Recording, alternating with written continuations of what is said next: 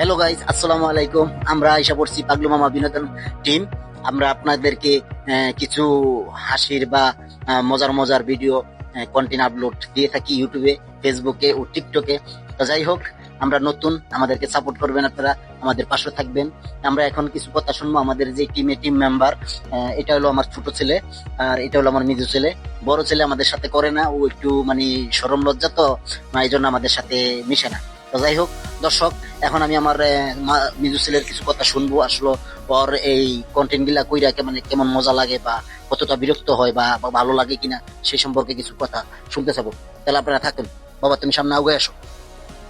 আচ্ছা, তুমি যে এই যে কন্টেন্ট গুলা করো, তোমার কাছে কি ভালো লাগে? ইয়েস, ভালো লাগে।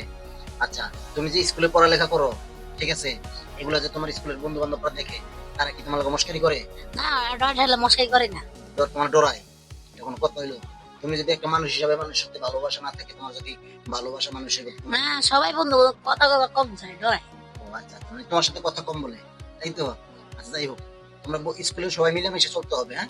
আর সবসময় কিন্তু দর্শক, ভাই ব্রাদার ফ্রেন্ড সার্কেল যারা আছে, তারা যদি মানে সাপোর্ট না করে আপনাকে, তাহলে কিন্তু আপনি দ্রুত সামনে আগে যেতে পারবেন না। কারণ আপনার পরিচিত লোক যখন আপনাকে সাপোর্ট করবো, তখন অবশ্যই আপনি সামনের দিকে আগাবেন। তো যাই হোক, এখন থেকে কি করবা, তোমার করণীয় কি?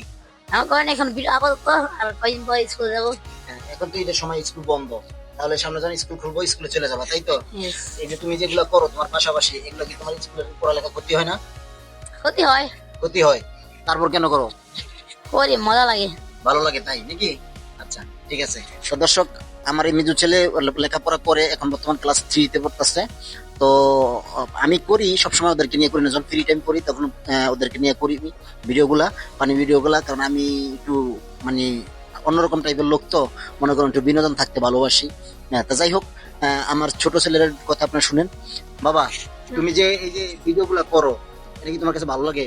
জি। আচ্ছা, ঠিক আছে। তোমার স্কুলের বন্ধু বান্ধবরা কি তোমার ভিডিও দেখে? হ্যাঁ। তোমার স্কুলের বন্ধু বান্ধবরা তোমার ভিডিও দেখে? হ্যাঁ। দেখে কি বলে, তারা কি বলে? যে তোর এত ভিডিও করিস কে? এটা বলে? হ্যাঁ। ও আচ্ছা, তুমি কি এই যে লেখাপড়া স্কুলে করো, তোমার কি লেখাপড়া কোনো মানে সমস্যা হয়? না।